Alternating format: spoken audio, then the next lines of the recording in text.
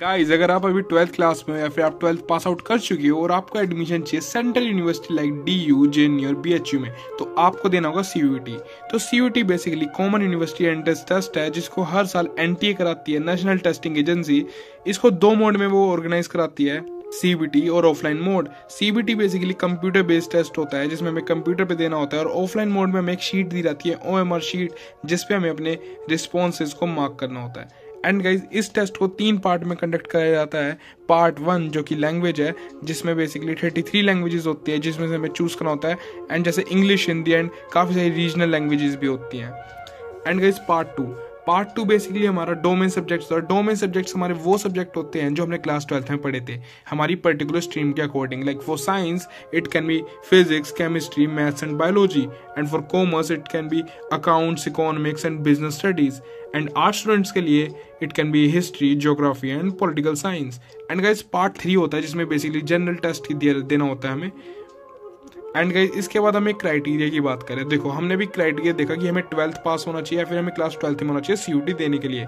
But second thing is कि हर university का एक खुद का एलिजिबिलिटी क्राइटेरिया होता है। लाइक अगर हम दिल्ली यूनिवर्सिटी की बात करें और उसमें हमें कोर्स करना है BA पॉलिटिकल साइंस ऑनर्स, तो उसके लिए हमें एक उनका क्राइटेरिया मैच करना होगा इस कोर्स को परस्यू करने के लिए इस यूनिवर्सिटी में। जैसे अगर हम दिल्ली यूनिवर्सिटी की बात करें तो उसमें हमें एक सब्जेक्ट कॉम्बिनेशन चूज करना होगा, 1 लैंग्वेज प्लस 3 डोमेन सब्जेक्ट्स, तभी जाके हम इस कोर्स को परस्यू कर पाएंगे दिल्ली यूनिवर्सिटी में। एंड यही एलिजिबिलिटी क्राइटेरिया हर यूनिवर्सिटी का अलग होता है और डिपेंड करता है उस यूनिवर्सिटी पे, और उसी के अकॉर्डिंग हमें वो सब्जेक्ट चुनने होते हैं CUET में जिसको हमें देने हैं। एंड अगर हम इसकी सिलेबस की बात करें तो ये बेसिकली NTA और CUET की वेबसाइट पे आपको इजीली मिल जाएगा। एंड गाइज, मैं एक चीज क्लियर कर दूं, जो CUET का सिलेबस होता है मोस्टली 12th क्लास का सिलेबस ही होता है। जो 12th में आप अपने स्ट्रीम में पढ़ के आए हो, अपने सब्जेक्ट्स तुमने पढ़े हैं, वही आपका सिलेबस होता है।